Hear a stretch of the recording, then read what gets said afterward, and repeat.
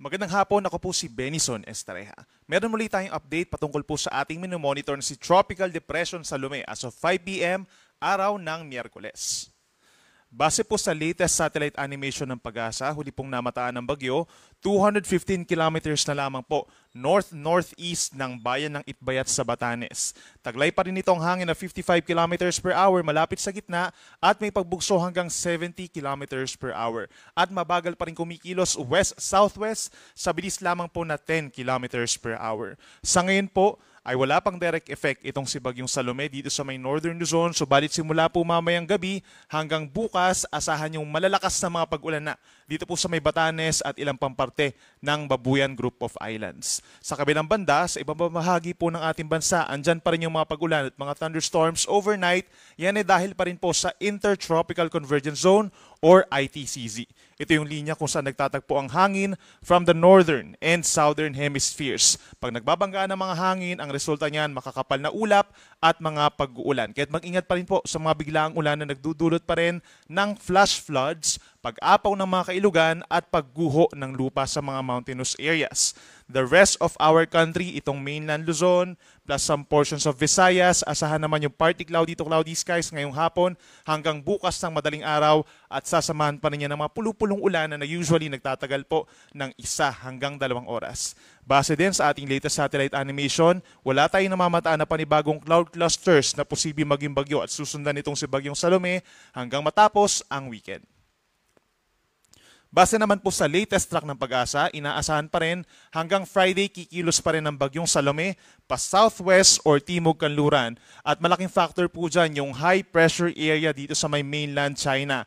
High pressure, ang daladala po nito ay malamig at tuyong hangin at hinihila pababa ng high pressure itong Bagyong Salome. At pinipigilan din po ang paglakas nito. Usually kasi ang mga bagyo, ang gusto nila mga moist at mainit na hangin, hindi po tulad ng malamig at tuyong hangin.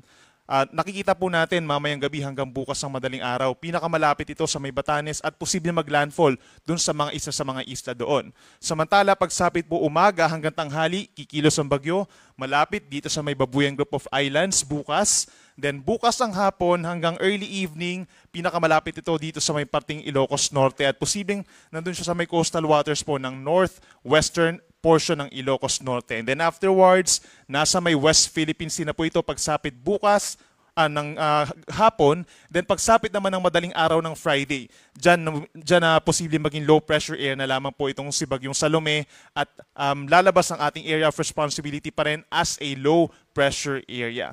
Malaking factor din po na malaman natin itong tinatawag po na cone of probability. Ito yung area kung saan posible pa rin po tumama yung sentro ng bagyo. So given this cone of probability, posible pa rin po tumama sa kalupaan po ng isla ng Babuyan, mga isla sa Babuyan. Pagsapit po bukas ng tanghali, itong si Bagyong Salome. At pagsapit naman ng hapon, posibleng nasa may coastal waters or maglandfall din po dun sa may tip ng Ilocos Norte ang nasabing bagyo. At the same time, dapat din natin i-consider itong tinatawag na diametro or lawak ng bagyo. Hindi lang po siya isang point, no? So malaking bahagi pa rin ng Northern Luzon na magkakaroon ng mga pagbugso ng hangin at malakas na mga pag-ulan given na nasa around 150 to 200 kilometers po yung radius o yung distansya ng bagyo from the center hanggang doon sa pinakang outer portions po niya. Kaya naman, meron po tayong nakataas sa Tropical Cyclone Wind Signal number 1 or babala bilang 1. Malalakas sa hangin po within the next 24 to 36 hours sa Batanes pa rin, sa western portion ng Babuyan Islands at maging dito rin sa northwestern portion of Ilocos Norte. Hindi pa rin natin inaalis yung chance na tataas pa ito ng bahagya into Wind Signal number 2 kung sakasakaling lumakas ng bahagya from 55 kph to 65 kph yung dalang hangin itong si Bagyong Salome at posibleng mag-intensify slightly as a tropical storm. And then afterwards, bukas po ng hapon, mas maliit na yung chance na nalalakas pa ito at mananatili na lamang as a tropical depression. Kaya asahan pa rin po yung mga pabugso-bugsong hangin dito sa mga nabanggit natin na lugar sa loob pa ng 2 araw or kahit makalampas na itong si Bagyong Salome dito sa may West Philippine Sea dahil sa pag-ihip ng northeast wind flow o yung hangin galing dito sa may Hilagang Silangan.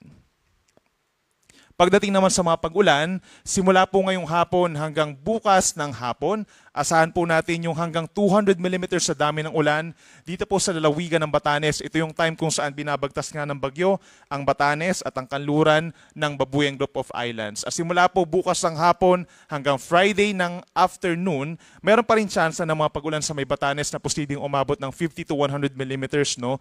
Karamihan po ng mga pag-ulan sa Batanes magaganap po bukas. For the first half, matindi ang mga ulan, mga heavy to intense rains, and then pagsapit po bukas ng hapon at gabi, moderate to heavy na mga pag-ulan. So nandyan yung mga localized na mga flooding in some areas lamang, knowing po na medyo maliit ang Batanes, at dun sa mga bulubundukin na lugar, hindi pa rin natin inaalis yung tsansa na magkakaroon ng mga pagguho ng lupa.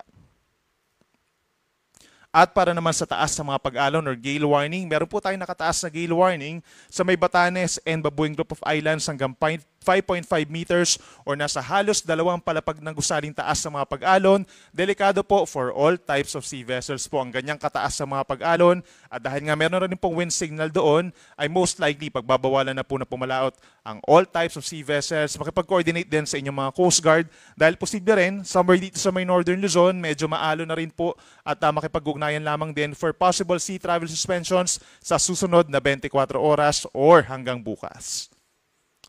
Para naman sa mga nagtatanong kung ano nga ba magiging lagay ng panahon sa kanilang lugar by tomorrow, bukod dun sa mga may rains with gusty winds dito sa may Northern Luzon, kabilang ng Batanes, Babuyang Group of Islands, and Ilocos Norte, asahan din yung cloudy skies bukas at meron din kalat-kalat ng mga pag-ulan, hindi siya tuloy-tuloy, dito sa may mainland Cagayan at mga lalawigan ng Apayao, Abra, and Ilocos Sur. Yan po ay dahil pa rin kay Bagyong Salome. Habang natitirang bahagi po ng Luzon, which includes Metro Manila, mananatili pa rin ang fair weather conditions. Ibig sabihin, marami lugar magiging maaraw or partly cloudy ang panahon pagsapit ng umaga hanggang tanghali.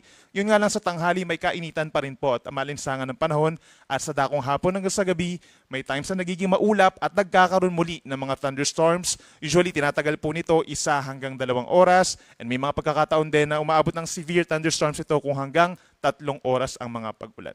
Metro Manila, 25 to 32 degrees bukas. Baguio City, malamig pa rin 17 to 23 degrees Celsius.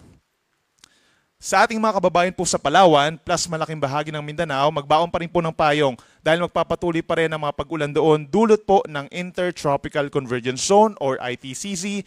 Hindi siya tuloy-tuloy ng mga pag-ulan, pero nagkakaroon tayo ng makulimlim na panahon at times at sinasamahan din ito ng malalakas na mga pag-ulan. Kapag may mga thunderstorms, generally light to moderate rains po kapag nagkaroon ng pag-ulan. Kaya mag-ingat pa rin po sa banta ng mga pagbaha at pagguho ng lupa dahil ilang araw na po na nagkakaroon ng mga pag-ulan sa Mindanao at Palawan. Habang sa Visayas, merong mga tsansa na mapag-ulan as early as morning dito po sa may Antique, Southern Negros Island region, gayon din sa may timog na bahagi ng Bohol and Cebu as well as Southern Leyte. Magbaon din ng payong kung kinakailangan. The rest of Visayas, partly cloudy to cloudy skies at may tsansa pa rin ng mga pulupulong pag-ulan or pagkidlat pagkulog.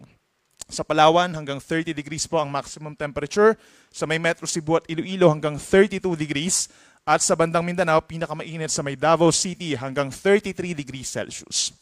At para naman sa magiging lagay pa ng panahon natin hanggang sa weekend, we're expecting na pagsapit po ng Friday, itong Palawan magpapatuloy pa rin ang epekto ng Intertropical Convergence Zone. But the rest of Luzon sa Friday at buong Luzon, pagsapit ng weekend, asahan yung pagbuti ng panahon, partly cloudy to cloudy skies pa rin, madalas magiging maaraw naman sa umaga at sa dakong hapon hanggang sa gabi muli, mataas ang tsansa ng mga pulupulong pag-ulan or pagkidlat, pagkulog.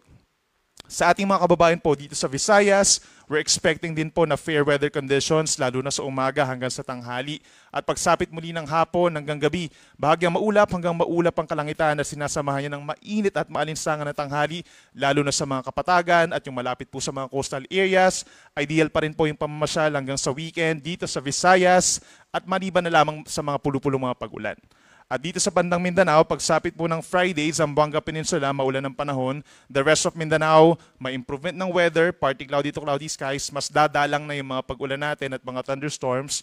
And pagsapit ng Sabado, mas marami lugar pa sa Mindanao ang mababawasan ng mga pag-ulan apart from localized thunderstorms na lamang. Pero pagsapit ng Sunday, mabubuo muli yung Intertropical Convergence Zone or magbabanggaan muli yung mga hangin po in the southern portion of our country. Mataas muli ang tsansa ng mga kaulapan at mga pag-ulan. So make sure na mayroon dalang payong at magantabay sa ating mga advisories or possibly heavy rainfall warnings po. Yan muna latest mula dito sa Weather Forecasting Center ng Pag-asa. Ang susunod na update natin ay mamayang alas 8 ng gabi. Ako muli si Benny Sonesareha. Mag-ingat po tayo.